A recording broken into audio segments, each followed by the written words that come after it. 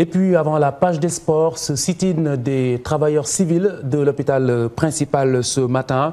Ils réclament la satisfaction de leur plateforme revendicative. C'est le deuxième sit-in et cette fois-ci, le chef du service de la gestion des ressources humaines a donné la version de l'administration. Birahim Saonera et Demandao. Depuis le 6 août dernier, les personnels civils de l'hôpital principal de Dakar et les autorités de cet établissement sanitaire ne parlent pas le même langage. En sit-in au sein de l'hôpital, les travailleurs civils évoquent plusieurs points, notamment des primes de salaire. Ils affirment également que leurs dossiers n'ont pas été pris en compte dans le cadre du concours de l'ENDSS. De jour en jour, on constate que le personnel civil n'a pas droit à la promotion dans cet hôpital. C'est-à-dire le simple fait d'être un personnel civil est suffisant pour ne pas avoir de la promotion. En ce sens qu'aujourd'hui, l'ENDSS est en train d'organiser son concours professionnel au personnel de santé. Mais des personnels de l'hôpital principal se sont rendus au niveau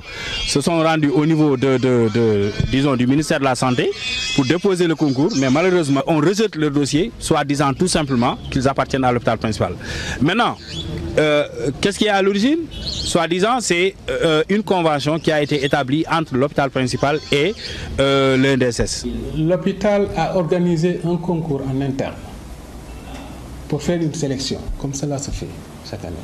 L'hôpital envoie des personnels dans le cadre de cette convention, parce qu'il est obligé de les prendre en charge et de recruter d'autres personnels pour les remplacer pendant leur absence. La gestion de l'hôpital principal, une autre préoccupation pour les travailleurs civils.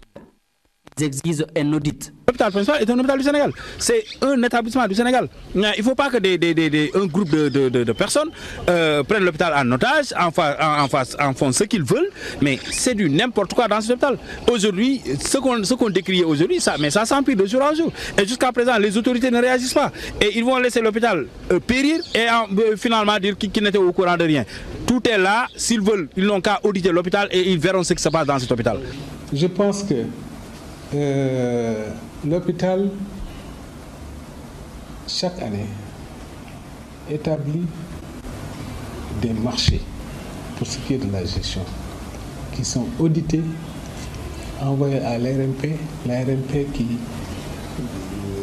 vérifie tout. Et dernièrement, dans le dernier rapport de l'ARMP, je pense que aucun point n'a été reproché à l'hôpital en ce qui concerne les marchés.